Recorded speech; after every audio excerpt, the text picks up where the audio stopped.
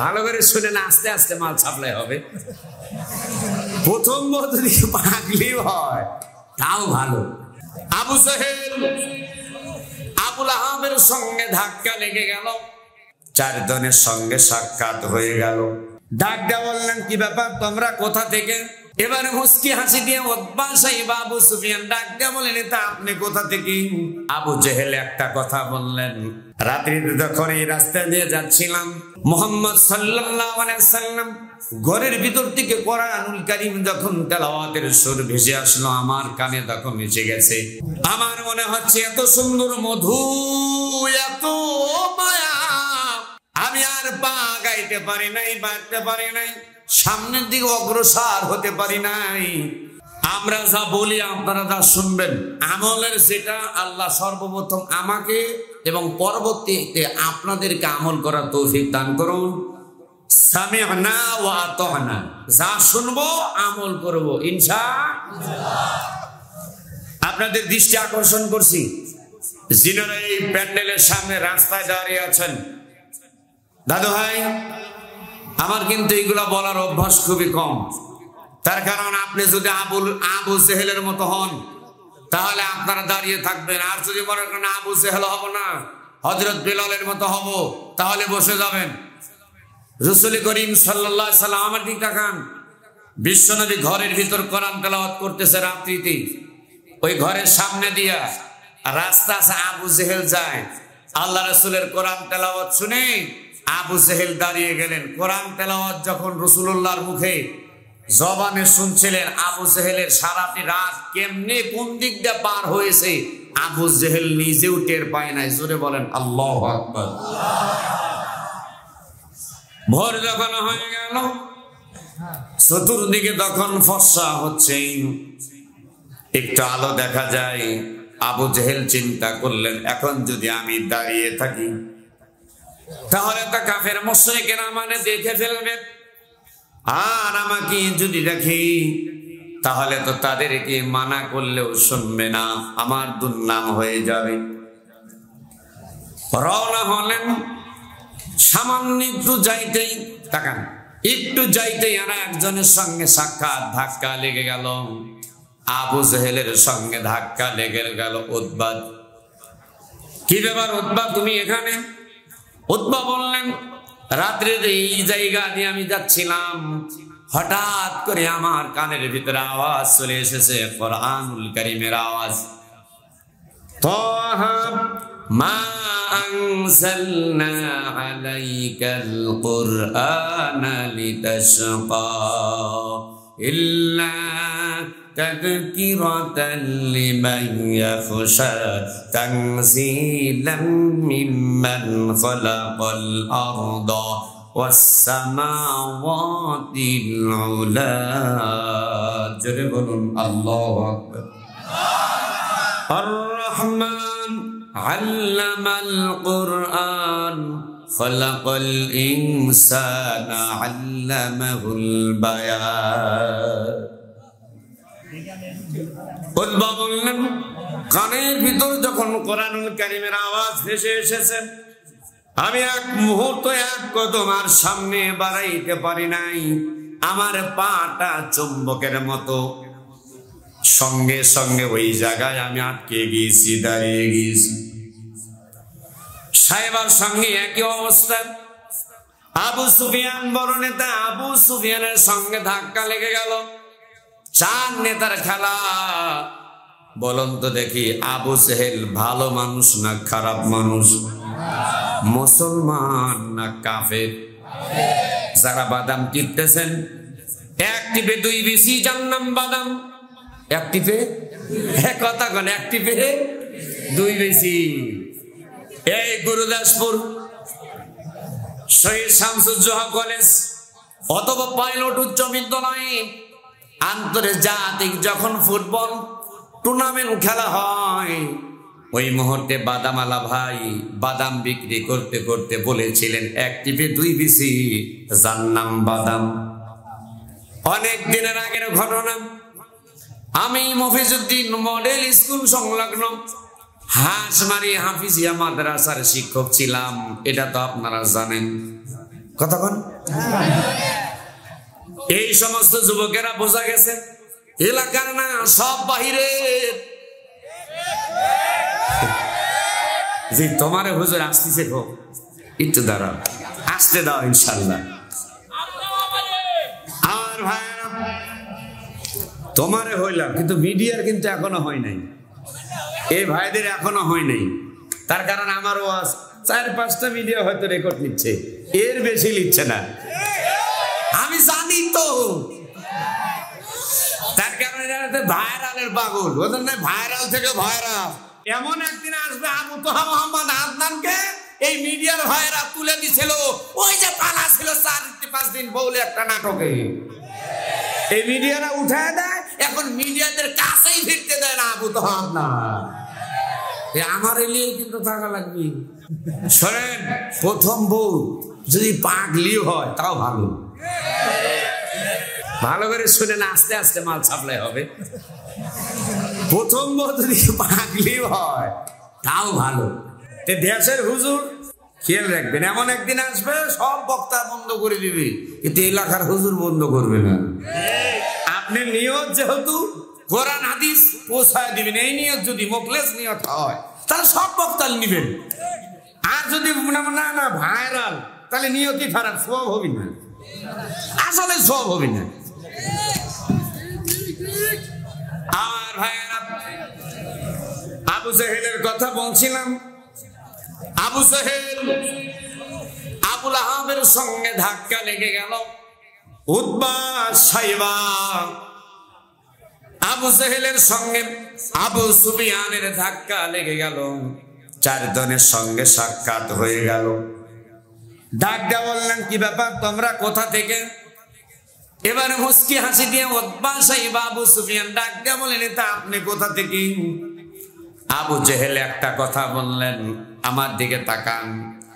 রাত্রিতে যখন এই রাস্তা দিয়ে যাচ্ছিলাম, হঠাৎ করে গুনগুন সুরে, করুণ সুরে মুহাম্মদ সাল্লাল্লাহু আলাইহি সাল্লাম ঘরের ভিতর থেকে কোরআনুল কারীম যখন তেলাওয়াতের সুর ভেসে আসলো, আমার কানে তখন এসে গেছে।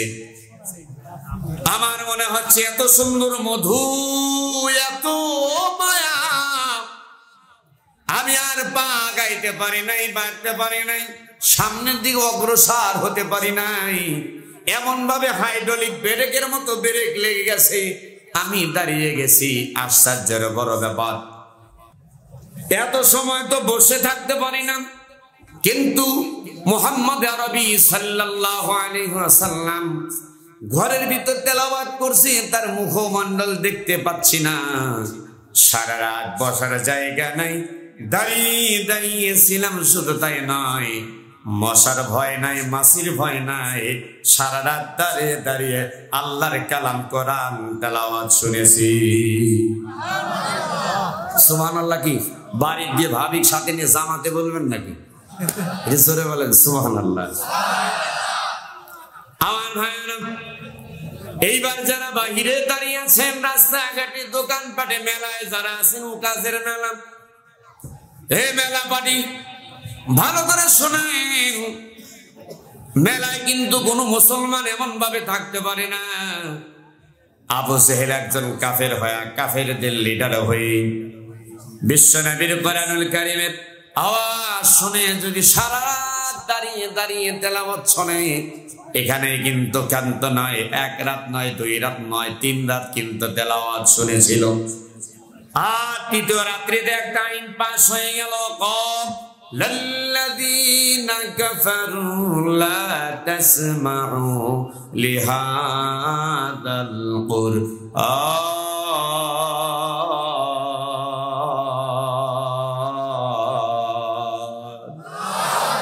ওয়াল্লাহু ফীহি লাআল্লাকুম তাগলিবুন।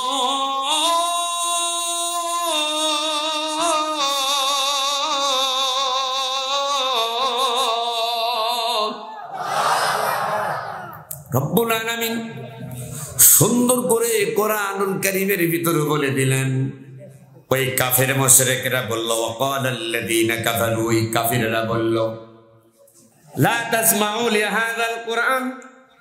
হযরত মুহাম্মদুর রাসূলুল্লাহ সাল্লাল্লাহু আলাইহি ওয়াসাল্লাম যেখানে কোরআনুল কারীম তেলাওয়াত করবে, তেলাওয়াতের আলোচনা শুরু হবে, সাহাবায়ে কেরাম বিশ্ব নবীর উম্মতেরা কিয়ামত পর্যন্ত আয়াতের অর্থে বলা হয়েছে কিয়ামত পর্যন্ত কোরআনুল কারীমের আলোচনা যখন হবে, কাফিররা বলল খবরদার খবরদার, তোমরা তুই কোরআন শুনবা না, যদি কেউ শোনার জন্য যায় তোমরা ওই জায়গায় গন্ডগোল হট্টগোল বাঁধাই দিবা, এক টিপে দুই বিসি জান্নাম বাদাম খাবা, নিজে টিপ মারবা, শব্দ হবে, যে কোরআনের দিকে আকৃষ্ট হয়ে আছে কানে আওয়াজ দেবে, ডাইনে তাকাবে বামে তাকাবে, ঠিক জোরে বলা লাগবে। ভাই ও ভাই, কোরআন একটু ছোটটা দেন তৈরি, 5 কেজি ওজন। বিপ্লব ভাই এটা পাতলাটা দেন, হ্যাঁ বারবার তোলা না মানে তো ঝামেলা। রাগ করতেছেন আপনারা? আরে না, রাগ করলেও সমস্যা নাই, 11টার আগে হচ্ছে না, কথা বলছেন নাই? সম্মানিত হাজিরিন, ওই কাফির মুশরিকেরা বললেন আইন পাশ করলেন, তাহলে শুধু ওই সময়ের জন্য না, কিয়ামত পর্যন্ত দুইটা দল থাকবে, একটা হবে উলাইকা হিজবুল্লাহ, একটা হলো আল্লাহর দল, আর একটা উলাইকা হিজবুশ শয়তান, আর একটা হলো শয়তানের দল। একটা হবে মুহাম্মদ সাল্লাল্লাহু আলাইহি সাল্লামের অনুসারীগণ, আর এক দল থাকবে আবু জেহেল, আবু লাহাব, উতবা, সাইবা, আবু সুফিয়ান, ওলীদ ইবনে মুগীরা, তাদের অনুসারীগণ। আপনাদের কাছে জানতে চাই, আপনাকে বিশ্ব নবীর অনুকরণ করবেন না আবু জেহেল, আবু লাহাব তাদের অনুসরণ করবে? কার? বিশ্ব নবী। তাহলে এবার দেখেন, এই বিশ্ব নবীর কথা যখন বললেন, আমার নবী তাকান, ওয়ামা আরসালনাকা ইল্লা রাহমাতাল লিল আলামিন।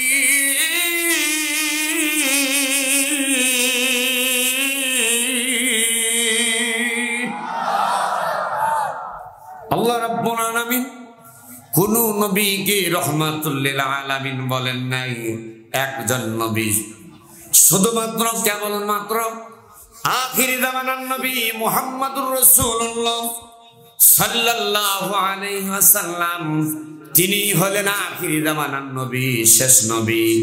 আমার নবীর পরে কি আর কোন নবী আছে?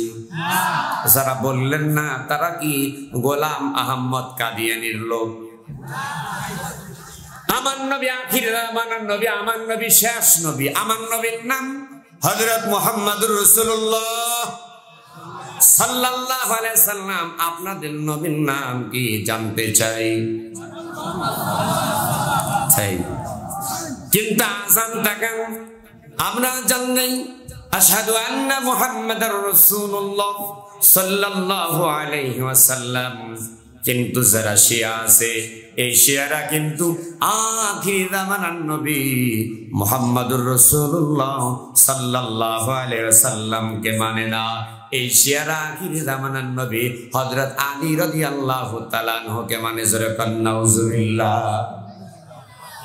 শিয়াদের আযান কিন্তু আলাদা। এই সমস্ত আলোচনা অনেক বক্তা করতে চায় না, তার কারণ হলো এই সমস্ত আলোচনা করলে রাস্তায় হামলা হয়। কথাগণ, আমি রংপুর একটা মাহফিল থেকে আসার সময় আমার উপর হামলা হলো। পরবর্তীতে ওখান থেকে আল্লাহ পাক আমাকে হেফাজত করে নিয়ে আসছেন। এখন আল্লাহ আমাকে জীবিত রেখেছেন। আনা খাতামুন নাবিয়্যিন লা নাবিয়্যা বা'দা। বিশ্ব নবীকে প্রশ্ন করা হলো, নবী আপনি কি নবী? আল্লাহর নবী বললেন, আমি হলাম শেষ পয়গম্বর, আমার পরে কেউ নবী হয়ে দুনিয়াতে আসবে? একসাথে বল, আসবে। মা কানা মুহাম্মাদুন আবা আহাদিম মির রিজালিকুম ওয়ালাকিন রাসূলুল্লাহ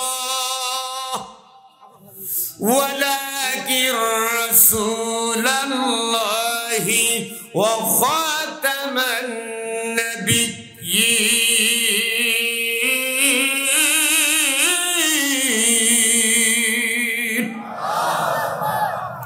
আল্লাহ রাব্বুল আলামিন কোরআনুল কারীমের ভিতরে স্পষ্ট ভাবে বলে দিলেন, হে পৃথিবীর মানুষ, তোমরা শোনো, আমার নবী মুহাম্মদ সাল্লাল্লাহু আলাইহি সাল্লামকে দিয়ে নবুয়তের দরজা আমি বন্ধ করে দিলাম, আমার নবীকে দিয়ে নবুয়তের দরজা বন্ধ খতম করে দিলাম।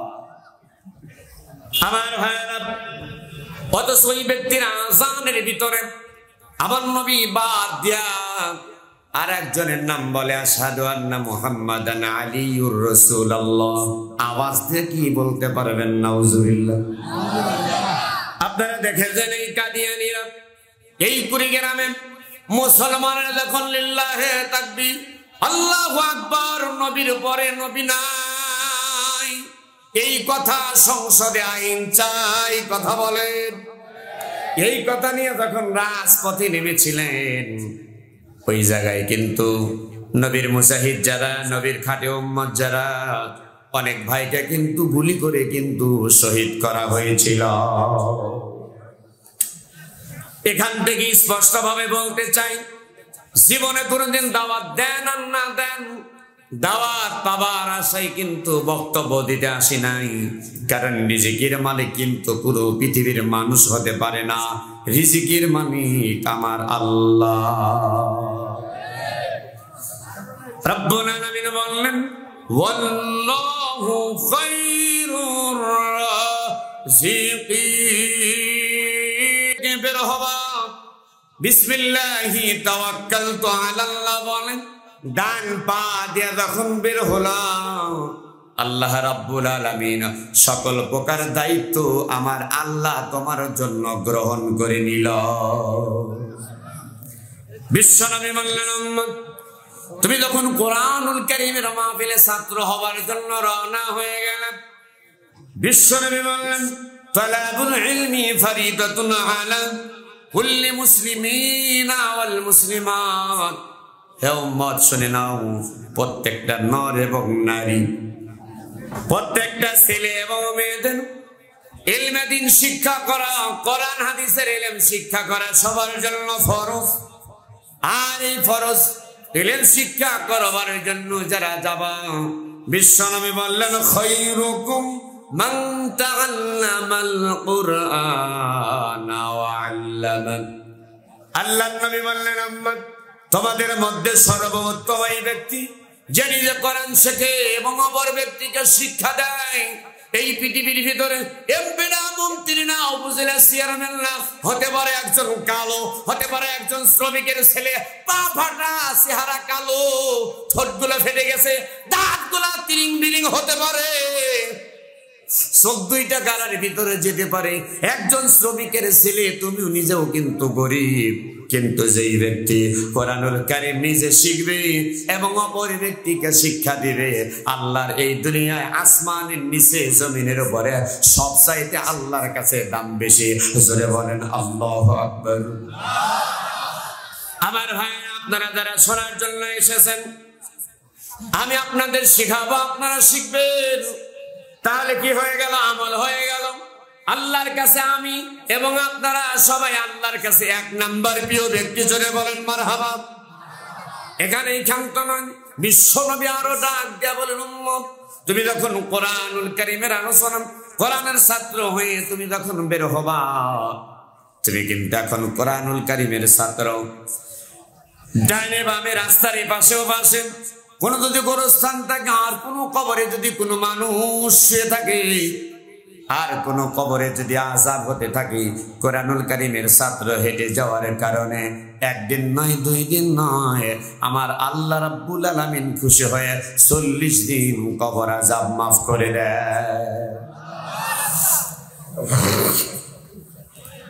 আর বন্ধুগণ, এখানে ঈশার সময় বিশ্বনবী বললেন, এই কোরআনুল কারীমের ছাত্র রাস্তা দিয়ে যখন হেঁটে যায়, আল্লাহ রাব্বুল আলামিন তিনার রহমতের নূরের ফেরেশতা এই সকল কোরআন ওয়ালা, হাদিস ওয়ালা, কোরআন প্রেমিক, হাদিস প্রেমিক, কোরআনুল কারীমের ছাত্র তলাবা রাস্তা দিয়ে তখন হেঁটে যাবে, আল্লাহ রাব্বুল আলামিনের নূরের ফেরেশতা তাদের পায়ের তলায় নূরের পর বিছায়া দেয়।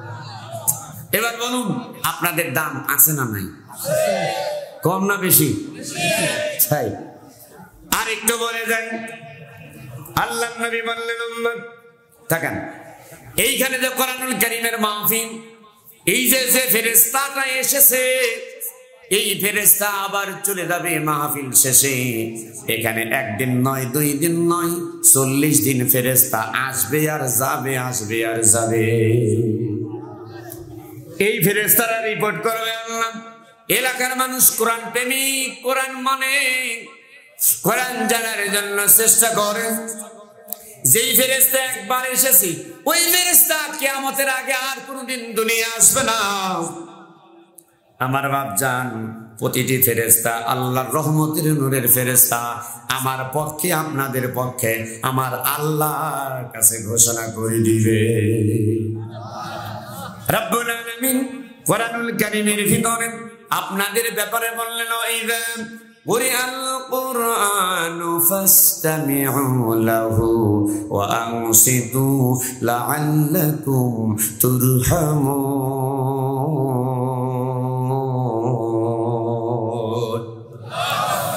আল্লাহ রাব্বুল আলামিন বললেন, যখন কোরআনুল কারীম তেলাওয়াত করা হবে, যখন কোরআনুল কারীম থেকে আলোচনা করা হবে, আমার বান্দা বান্দিরা, তোমাদের জন্য কোরআনুল কারীমের শ্রোতা হতে হলে 2টা শর্ত লাগবে।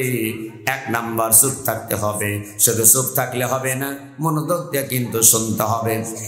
এই 2টা শর্ত যখন পালন করবেন, আমি আল্লাহ রাব্বুল আলামিন আহকামুল হাকিমিন আরশ আজিম থেকে তোমাদের উপরে একটা জিনিস নাজিল করব, লাআল্লাকুম তুরহামুন। আমি আল্লাহ খুশি হয়ে তোমাদের উপরে আমার কাছে রহমত সকিনা নাজিল করতে থাকব। আওয়াজ দিয়ে কি একবার জোরে বলতে পারবেন সুবহানাল্লাহ? আর প্রিয় গুরুদাসপুরবাসী ভালো করে বলছেন, এই আয়াতের অর্থ অনুসারে আমরা এই মুহূর্তে আল্লাহর রহমতের ভিতরে না বাহিরে? আর যারা বাহিরে ঘোরাফেরা করছে তারা কি এই মুহূর্তে আল্লাহর রহমতের ভিতরে না বাহিরে? তাদের দাম বেশি না আমাদের দাম বেশি? রব্বুল আলামিন কোরআনুল কারীমের ভিতরে বললেন, কুল হাল ইয়াস্তাউিল্লাযীনা ইয়ালামুনা ওয়াল্লাযীনা লা ইয়ালামুন। আল্লাহ রাব্বুল আলামিন বললেন, যার চোখ আছে আর যার চোখ নাই, এই 2 দল কখনো এক হতে পারে? যারা কোরআনুল কারীম শিক্ষিত ব্যক্তি আর মূর্খ ব্যক্তি তখন এক হইতে পারে না।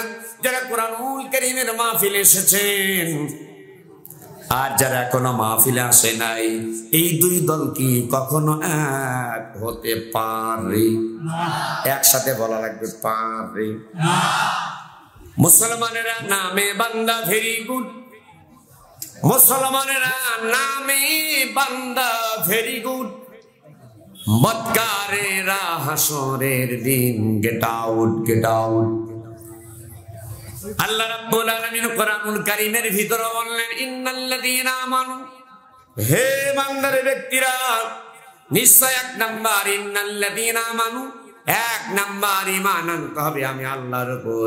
এটা আওয়াজ দিয়ে হাতটা তুলে কি বলতে হবে? বলতে পারবেন, ঈমান আনতে হবে কার উপর? আল্লাহ রাব্বুল আলামিন বললেন, শুধু ঈমান আনলে হবে না, 2 নাম্বার কাজ হলো আমিলুস সালিহাত। আমিলুস সালিহাত কিন্তু কাজ করতে হবে। এই আমিলুস সালিহার ভিতরে নামাজ, রোজা, হজ, যাকাত, তাসবিহ, তাহলিল, পর্দা, পুশিদা, হালাল খানা, সত্য বয়ান, জিকির, আজকার, দান, সদকা, পিতা মাতার খেদমত করা, এক কথা যত ভালো কাজ আছে সব হলো আমিলুস সালিহাত। আর আমিলুস সালিহাত কাজ করবে জানো রব্বুল আলামিন তাদের ব্যাপারে বললেন, কানাত লাহুম জান্নাতুল ফিরদাউসি নুজুলা।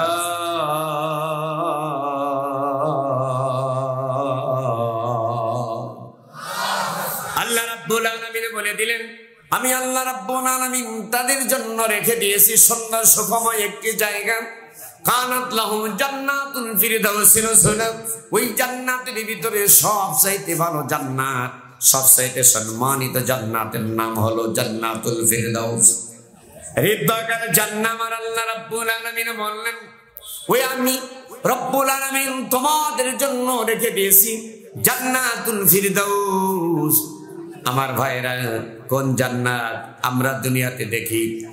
একটা ফল, একটা গাছ আছে, গাছের গোড়া আছে নিচে, আগা আছে উপরে, কিন্তু জান্নাতের নিয়ামত হল ফুল ফল সব নিচ দিকে থাকবে, গোড়া থাকবে উপরে আর আগা থাকবে নিচে। বান্দা একটা জিনিস খাইতে মন চাবে, শুধু ইচ্ছা করেছে হা করবে, টস টস করে মুখের ভিতরে পড়ে যাবে। আর ভাইরা, একটা পাখি উড়ে যাচ্ছে, মনে করবেন একটা পাখির গোশ খাবেন, পাখির গোশ খাবেন, ইচ্ছা করেছেন, সঙ্গে সঙ্গে ভুনা ভুনা পাখি হাজির করে কোন আল্লাহু আকবার।